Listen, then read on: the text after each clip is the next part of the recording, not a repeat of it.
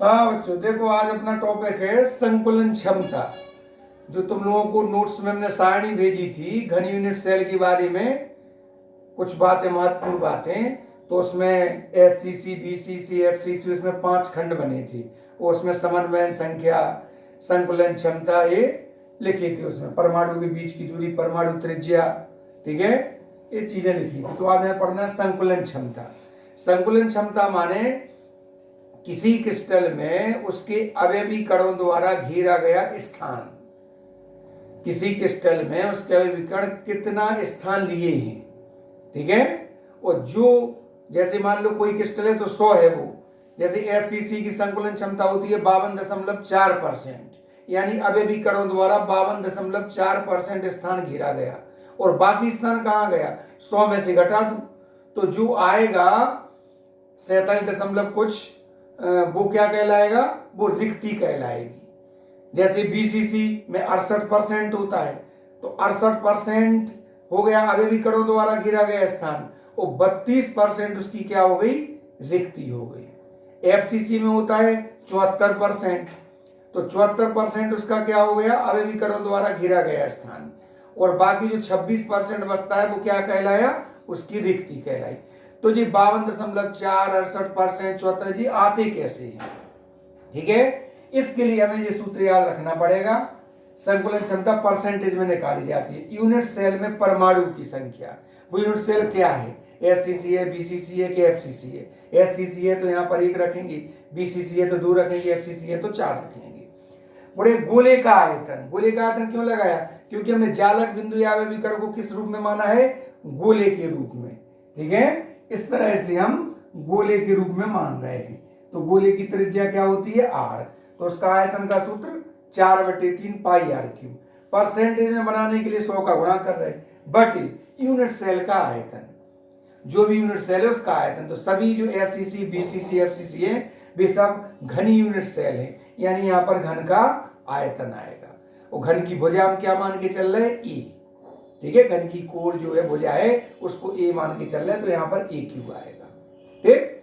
अब जैसे मान के चलो कि हम एससीसी में निकाल रहे हैं, ठीक है, सेल घनीय सेल में संकुलन क्षमता निकाल रहे हैं। तो एससीसी में परमाणु की संख्या क्या होती है, 1। गोले का आयतन वही 4/3 पाई r³। इस 100 को अगर हम चाहें तो ऊपर लिख सकते हैं, बट यूनिट सेल का आयतन, यूनिट सेल घन है, घन का आयतन a³, ठीक। अब यहां पर हमें a का मान रखना पड़ेगा। तो अपनी तालिका में एससीसी, इसमें r का मान लिखा है a/2 परमाणु त्रिज्या, लास्ट वाली तालिका में। बीसीसी में लिखा है r का मान कितना, a√3 अपॉन कितना, 4। एफसीसी में लिखा है, दो तरह से लिखा हुआ, r बराबर a√2 अपॉन 4, ठीक है, इस तरह से लिखा हुआ है जी। तो इसको हमें देखना है, ठीक है। अगर हम इसमें किसी में भी निकाल रहे हैं, जैसे मान लो हम एससीसी में निकाल रहे हैं, तो एससीसी में हमने ये रख दिया, तो 1 का मल्टीप्लाई करेंगे तो वही, कोई फर्क नहीं पड़ेगा, 4/3 पाई r³ इंटू 100 अपॉन, ठीक है, ए का मान यहां से क्या आएगा, a बराबर 2r, यहां से चाहे तो यहां से आ जाएगा ये 4r अपॉन √3, यहां से a का मान 4r अपॉन √2। ये मान रख देंगे a की जगह, क्या, 2r का क्यूब।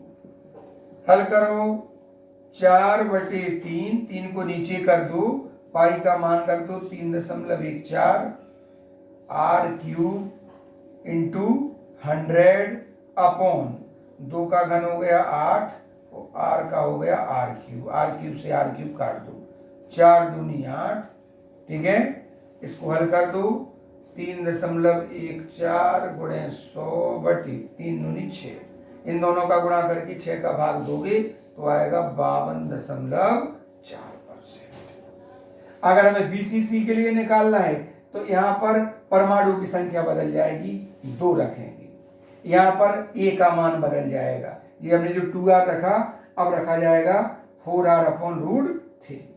वो अगर FCC के लिए निकाल रहे तो रखेंगे 4r/√2 यहाँ पर, और परमाणु की संख्या FCC में कितनी रखी जाएगी? 4। तो ये रख करके तुम वो निकाल सकते हो। तो BCC में आएगा 68%, FCC में आएगा 74%। ठीक है,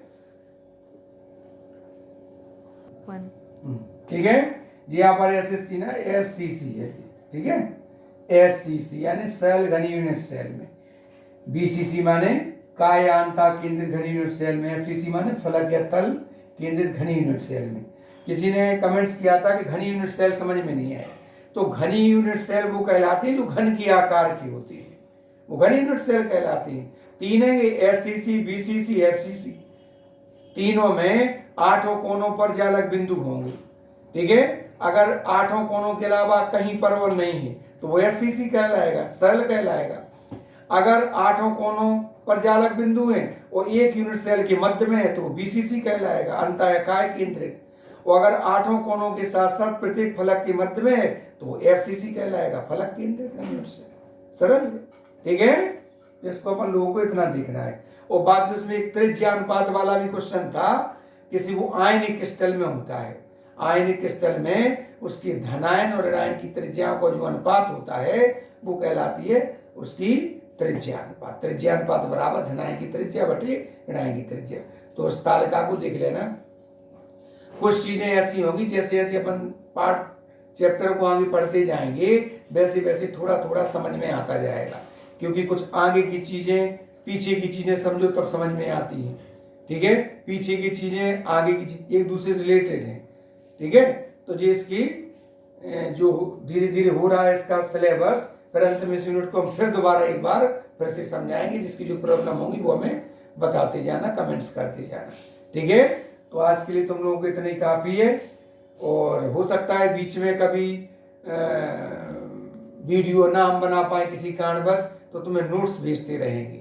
ठीक है, तो वो देखते रहना, नोट्स तो अपने कंप्लीट कर ही लेना, फिर सब बताते रहना। हमें सर जी चीज़ें समझ में नहीं आई तो भी हम तुम्हें बताते रहेंगे, क्योंकि अगर हो सकता है 1-2 दिन के लिए हम कहीं चले जाएं तो उसमें ये बोर्ड वगैरह उपलब्ध नहीं होती है, तो हम तुम्हें नोट्स डालते रहेंगे और वैसे थ्योरिकल समझाते रहेंगे। ठीक है, ओके।